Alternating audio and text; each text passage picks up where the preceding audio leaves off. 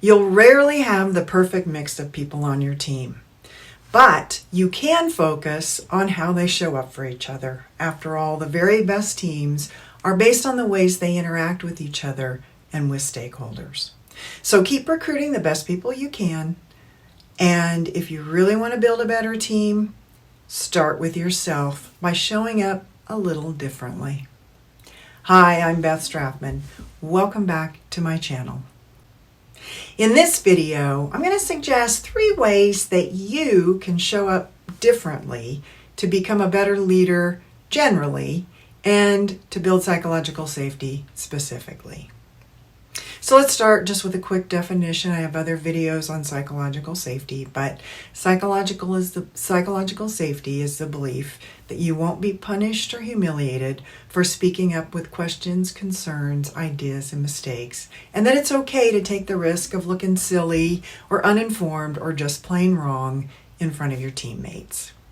Psychological safety is critical to have, especially with work that is complex, uncertain, and interdependent with other individuals or groups.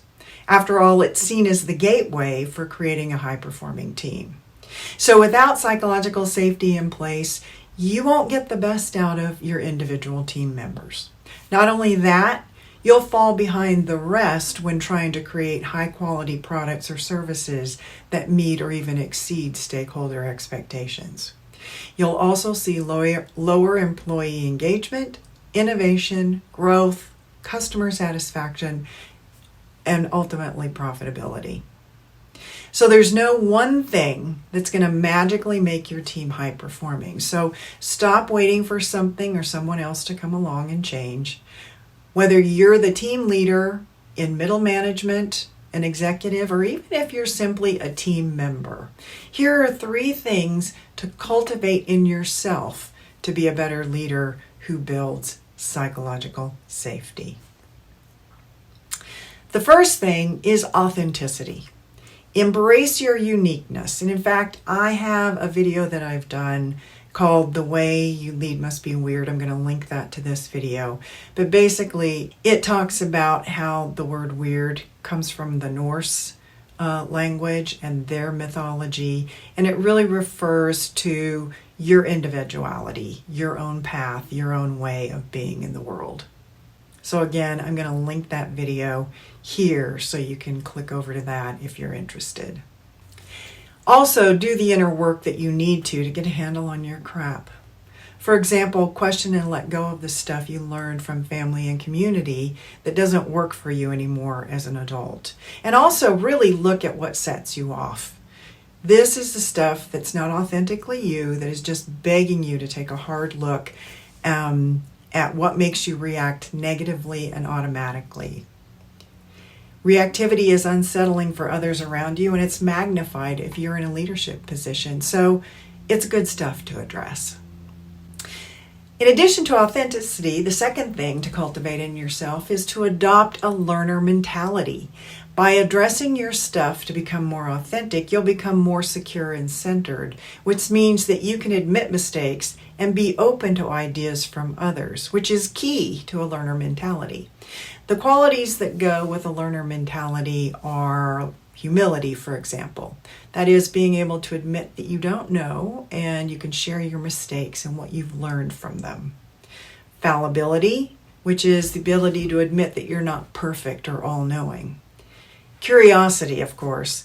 Instead of pontificating or having to be the best or smartest person in the room, ask good open-ended questions that go broad and deep regarding the work, and emphasize what the team is setting out to learn as they execute the work.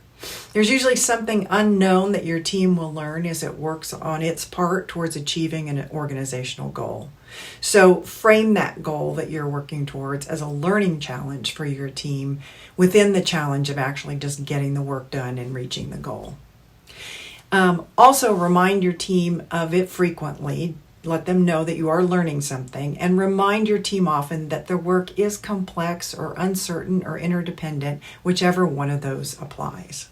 And the third quality to cultivate in yourself is to learn to respond to mistakes and failures effectively in all of your interactions with your team members.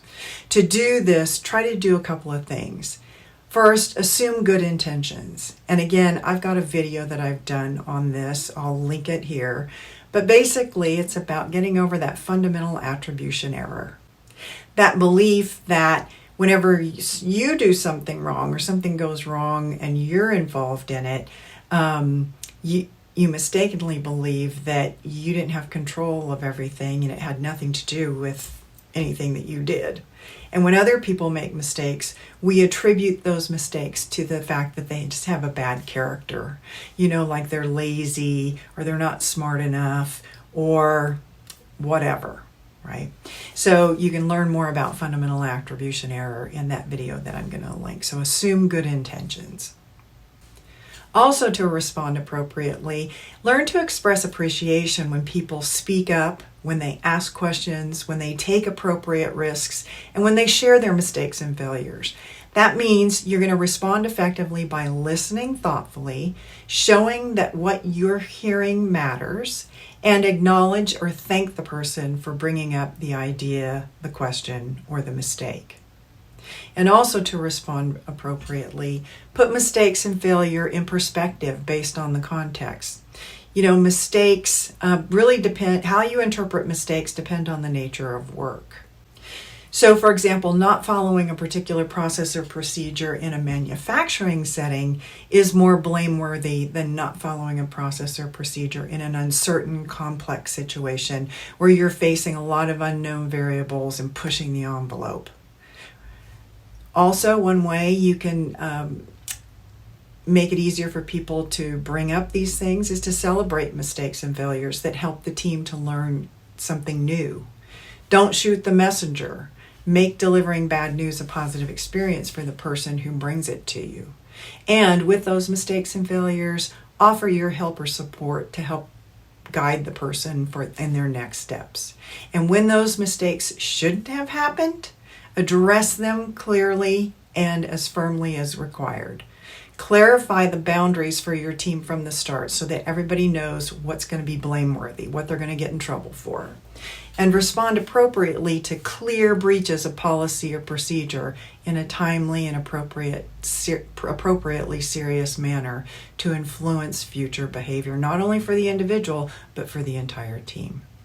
No matter how good or discombobulated your team is now, realize that you personally have some work to do. After all, you are a powerful role model for your team. So be authentic, have a learner mentality, and work on responding more effectively to whatever they share with you. When you become the type of person who routinely creates the conditions for psychological safety, your team will take off and do their best work.